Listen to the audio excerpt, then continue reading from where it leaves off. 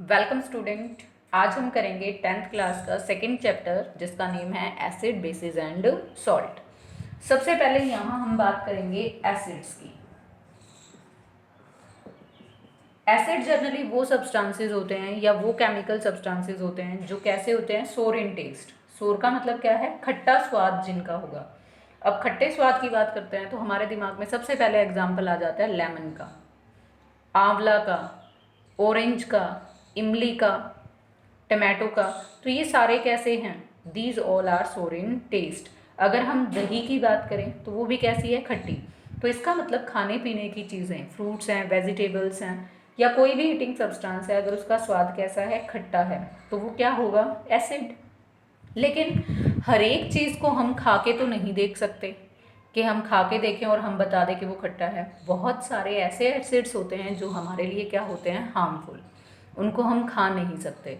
तो उनके लिए हमें क्या करना पड़ेगा? कोई ना कोई टेस्ट करना पड़ेगा, कोई ना कोई इंडिकेटर।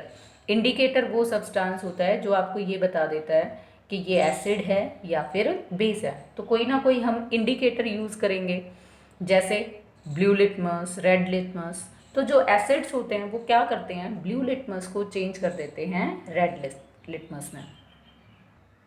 अगर हम कुछ एग्जांपल्स लें, जैसे ऑरेंज है, लेमन है या कोई भी सिट्रस फ्रूट है, खट्टे फ्रूट्स हैं, उन सब में कौन सा एसिड होता है? Citric acid.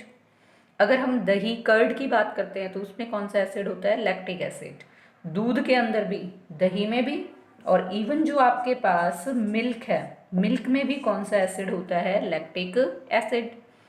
इमली है, टमराइंड, उसके अंदर कौन सा एसिड होता है? Tartaric acid. और इवन जो आपके पास बिना पके हुए ग्रेप्स होते हैं, कच्चे ग्रेप्स, कच्चे अंगूर अंगूर होते हैं, उनके अंदर भी कौन सा एसिड मिलता है? Tartaric acid. ऐसे ही जो टमाटोज हैं उनके अंदर ऑक्सैलिक एसिड होता है। आंट स्टिंग, आंट स्टिंग का मतलब जो चींटियाँ होती हैं, कीड़ियाँ होती हैं जो, उनका जो स्टिंग है, डंक है, उनके अंदर कौन सा एसिड होता है? Formic acid. और इसीलिए जब भी चींटियाँ आपको काटती हैं या कोई येलो वास्प है वो अगर आपको काटती है तो वहाँ पर हल्की सी सूजन हो जाती है। वो क्यों हो जाती है? क्योंकि वो आपकी बॉडी में किसको डाल देते हैं? फॉर्मिक एसिड को। ऐसे ही ये जितने भी हमने एसिड्स की बात की, वो ऑक्सैलिक एसिड हो, फॉर्मिक एसिड हो या फिर सिट्रिक एसिड है, ये सारे के सारे एसिड्स आपको कहाँ से मिलते हैं? कुछ ना कुछ ऑर्गेनिक सब्सटेंसेस से मिलते हैं, यानी कि प्लांट से हैं या फिर कहाँ से हैं? एनिमल से। इसीलिए इन सारे एसिड्स को हम नाम क्या देते हैं? Organic acids. तो ऑर्गेनिक एसिड्स वो एसिड्स होंगे जो आपको कहाँ से मिलेंगे? प्लांट्स और एनिमल्स से। इनको हम नेचुरल अकरिंग एसिड्स भी बोल सकते हैं, क्योंकि ये नेचर में हमें कहाँ से मिलते हैं? प्लांट से और एनिमल से। अब एक हमें ध्यान क्या रखना है कि जितने भी ऑर्गेनिक एसिड्स हैं या नेचुरल अकरिंग एसिड्स हैं उन सबको हम खा नहीं सकते, क्योंकि जैसे अभी हमने फॉर्मिक एसिड की बात की तो ये हमारे लिए कैसा है? हार्मफुल। तो ऑर्गेनिक एसिड्स हमारे लिए हार्मफुल हो सकते हैं। तो सेकंड टाइप आपके पास, फर्स्ट हमने किया ऑर्गेनिक एसिड, और सेकंड टाइप हमारे पास एसिड का आता है मिनरल एसिड्स। मिनरल एसिड्स नाम से ही पता चल रहा है, वो एसिड्स जो हम कहाँ से प्रिपेयर करें? मिनरल से। वो क्या बनेंगे हमारे पास? Mineral acids. इनमें हम एग्जाम्पल ले सकते हैं, जैसे HCl का हाइड्रोक्लोरिक एसिड, H2SO4 का सल्फ्यूरिक एसिड, और HNO3, this is the nitric acid. HNO3 is the nitric acid. H2SO4 आपके पास कौन सा एसिड बताया? Sulphuric acid. और HCl is the hydrochloric acid. ये जितने भी एसिड हैं ये आपको कहाँ से मिलते हैं? मिनरल से, और इसीलिए नाम क्या है? Mineral acid. एक और जो मिनरल एसिड्स होते हैं वो हमारे लिए बहुत ही डेंजरस होते हैं। इवन अगर ये आपकी स्किन पे, हाथ पैर पे कहीं लग जाएं तो ये क्या कर सकते हैं? वहाँ से स्किन को, उन सारे जितने ऑर्गन्स हैं उनको जला सकते हैं। दे कॉजेज द बर्निंग। आपने सुना भी होगा, जैसे न्यूज़ वगैरह में आता है एसिड अटैक। बहुत सारे ऐसे अनवांटेड एलिमेंट्स या पीपल होते हैं जो साइकोलॉजिकल इल होते हैं, यानी कि दिमाग से बीमार होते हैं, तो वो क्या करते हैं, दूसरे पे एसिड डाल देते हैं, तो उसको नाम हम क्या देते हैं, एसिड अटैक। और जहाँ भी एसिड गिरता है वहाँ से स्किन क्या हो जाती है, जल जाती है। अब हम बात करेंगे टाइप्स ऑफ एसिड्स की। एसिड्स जनरली दो टाइप के होते हैं, एक वीक एसिड्स होते हैं और दूसरा आपके पास क्या होंगे, स्ट्रॉन्ग एसिड्स। जनरली जो आपके पास ऑर्गेनिक एसिड्स होते हैं वो कैसे माने जाते हैं, वीक एसिड्स। और जो आपके पास मिनरल एसिड्स होते हैं वो क्या माने जाते हैं, स्ट्रॉन्ग एसिड्स। मिनरल एसिड में एक कार्बोनिक एसिड है जो कैसा एसिड माना जाता है, वीक। बाकी जो है आपके पास मिनरल एसिड, जैसे HCl है, HNO3 है या फिर H2SO4 है, ये तीनों मिनरल एसिड कैसे हैं, स्ट्रॉन्ग। बस एक कार्बोनिक एसिड है जिसका फार्मूला क्या है, H2CO3, जो मिनरल एसिड है लेकिन किस कैटेगरी में आता है, वीक एसिड की कैटेगरी में। बाकी ऑर्गेनिक जो एसिड्स हैं, जो अभी आपने किया था, सिट्रिक एसिड है, टार्ट्रिक एसिड है, लैक्टिक एसिड है, वो किन के अंदर आते हैं, वीक एसिड्स के अंदर। जो वीक एसिड्स हैं आपके पास, उनको आप खा सकते हो, वो लिविंग ऑर्गेनिजम्स के लिए हार्मफुल नहीं हैं अगर उनको बहुत ज़्यादा डाइल्यूट किया जाए। डाइल्यूट करने का मतलब क्या है कि उनमें पानी की मात्रा ज़्यादा हो और एसिड की मात्रा कम हो।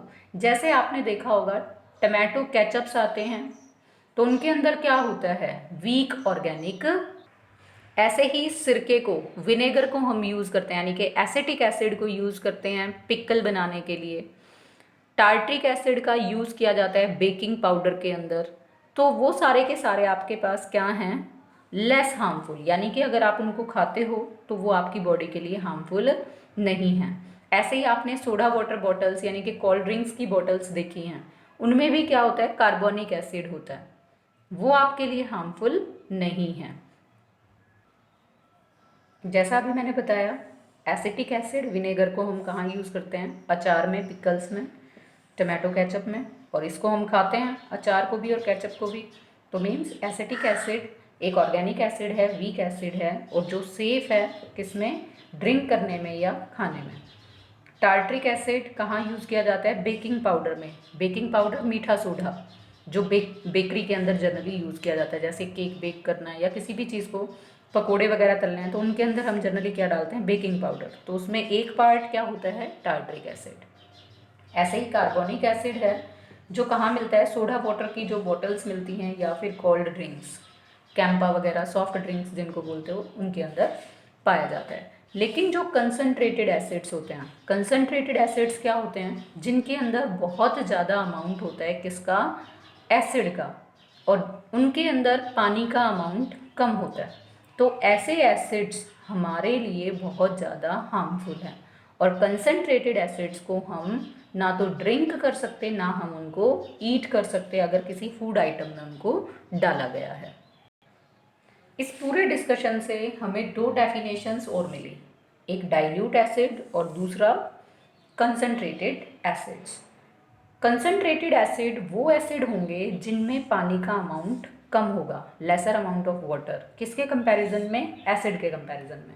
और डाइल्यूट एसिड वो होंगे जिसमें पानी का अमाउंट, वाटर का अमाउंट एसिड के कंपैरिजन में ज़्यादा होगा। जैसे डाइल्यूट को हम डिनोट करते हैं DIL और डॉट लगा देंगे, मैंने लिखा डाइल्यूट HCl, यहाँ पर लिखा कंसनट्रेटेड HCl, मीन्स यहाँ पर HCl ज़्यादा है और पानी कम, और यहाँ पर HCl कम है और पानी ज़्यादा। तो जो डाइल्यूट सॉल्यूशंस हैं और कंसनट्रेटेड एसिड्स के सॉल्यूशंस हैं, इनको हम वाटर की क्वांटिटी के बेस पर भी अलग अलग कर सकते हैं। अब क्वेश्चन आता है कि जो वीक और स्ट्रॉन्ग एसिड्स की हमने बात की, वो वीक और स्ट्रॉन्ग एसिड्स हम कैसे पता लगाएंगे कि कोई एसिड स्ट्रॉन्ग है या कोई एसिड वीक है। तो जितने भी एसिड आपके पास वीक एसिड की कैटेगरी में आएंगे वो क्या होंगे, वो कंप्लीटली अपने एक्वस सॉल्यूशन में, यानी कि जब आप उसको पानी में डालोगे तो वो कंप्लीटली डिसोशिएट नहीं होंगे, मीन्स वो कंप्लीटली टूटकर आपको H पॉजिटिव आयंस नहीं देंगे। यहाँ से एसिड की एक डेफिनेशन और आती है, एसिड्स वो सब्सटेंस होते हैं जो H पॉजिटिव देते हैं हमें अपने एक्वस मीडियम में। तो अगर हम एसिड को पानी में उसका एक्वस मीडियम बनाने के अकॉर्डिंग एक्सप्लेन करें या डिफाइन करें तो हम कहेंगे that give H positive ion. और बेस को क्या डिफाइन करेंगे, जो अपने एक्वस मीडियम में क्या दे, OH नेगेटिव आयन। जैसे मैंने लिया HCl aqueous medium, AQ dot क्या बताता है आपको कि आपने इसका क्या बनाया है, एक्वस मीडियम, इसको पानी में डाला है। तो जैसे ही ये पानी में घुलेगा तो ये क्या देगा आपको, H पॉजिटिव और Cl नेगेटिव। तो इसने टूटने के बाद आपको क्या दिया, H पॉजिटिव आयन, इसीलिए ये क्या हो गया, एसिड। लेकिन अगर मैं NaOH को लूँ और इसका क्या बनाऊँ, एक्वस मीडियम यानी कि सोडियम हाइड्रोक्साइड को लिया और उसको पानी में डाला, तो पानी में ये आपको कौन सा आयन देगा, OH नेगेटिव आयन। तो इसीलिए ये बेस है और ये कैसा है, एसिड। इसके और भी एग्जाम्पल्स हो सकते हैं, जैसे HCl है, H2SO4, इसने भी अपने एक्वस मीडियम में क्या दिया, H positive. HNO3 nitric acid है, उसने भी क्या दिया, H पॉजिटिव। कार्बोनिक एसिड क्या है, एक मिनरल एसिड, और क्या बताया था, यही एक अकेला मिनरल एसिड है जो किस कैटेगरी में रखा जाता है, आपका वीक एसिड की कैटेगरी में। तो इसने भी अपने एक्वस मीडियम में पानी के अंदर जब आप उसका घोल बनाते हो तो उसमें क्या दिया, H पॉजिटिव। बेस में अगर आप एग्जाम्पल लेकर चलते हो तो KOH है, NH4OH है। KOH means potassium hydroxide, NH4OH क्या है आपके पास, अमोनियम हाइड्रोक्साइड। तो ये आपके पास एग्जाम्पल हैं बेस के, और यहाँ पर एग्जाम्पल आपके पास किसके हैं, एसिड्स के। अगर आप इनमें देखते हो तो यहाँ पर कुछ अलग लिखा है मैंने, जैसे ये एरो हैं, ये सारे कैसे हैं, टोटली ना फॉरवर्ड डायरेक्शन। मीन्स यहाँ पर सारा का सारा HCl H2SO4 HNO3 टूट कर आपको क्या दे देगा, H पॉजिटिव। लेकिन यहाँ पर क्या हुआ, कार्बोनिक एसिड में जितनी रिएक्शन आगे जा रही है उतनी ही रिएक्शन क्या है, बैकवर्ड डायरेक्शन में, पीछे की डायरेक्शन में। मीन्स ये किसी भी रिएक्शन, इस रिएक्शन में किसी भी टाइम आपको जो कार्बोनिक एसिड है वो पूरा टूटा हुआ नहीं मिलेगा H पॉजिटिव आयंस में। तो ऐसे एसिड जो कंप्लीटली आयनाइज्ड होकर H पॉजिटिव नहीं देते वो कैसे हैं, वीक एसिड। और जो कंप्लीटली आयनाइज्ड हो जाते हैं और कंप्लीटली आयनाइज्ड होकर H पॉजिटिव दे देते हैं वो क्या कहलाते हैं, स्ट्रॉन्ग एसिड। मतलब ये तीनों स्ट्रॉन्ग एसिड और ये आपके पास कैसा आएगा, वीक एसिड। ऐसे ही अगर आप NaOH को लेकर चलते हो तो इसने रिएक्शन में कैसा शो किया कि टोटली डिसोशिएट होकर OH नेगेटिव दे रहा है। ऐसे ही KOH टोटली डिसोशिएट होकर आपको क्या दे रहा है, OH नेगेटिव। तो ये आपके पास दोनों स्ट्रॉन्ग बेस और ये क्या है, वीक बेस। तो ये आपके पास डेफिनेशन आ जाएगी, strong acid, weak acid, strong base और वीक बेस की। कंप्लीटली आयनाइज्ड होकर जो H पॉजिटिव दे वो स्ट्रॉन्ग एसिड, जो completely ionised, not completely ionised in aqueous solution तो वो क्या हो जाएंगे, वीक एसिड्स। जो कंप्लीटली आयनाइज्ड होकर एक्वस मीडियम में OH नेगेटिव आयन देगा वो स्ट्रॉन्ग बेस, और जो कंप्लीटली आयनाइज्ड होकर OH नेगेटिव आयन्स मीडियम में नहीं देगा, नॉट कंप्लीटली आयनाइज्ड, तो वो आ जाएगा वीक बेस। एग्जाम्पल्स यहाँ साथ में दिए हुए हैं। Thanks and have a nice day.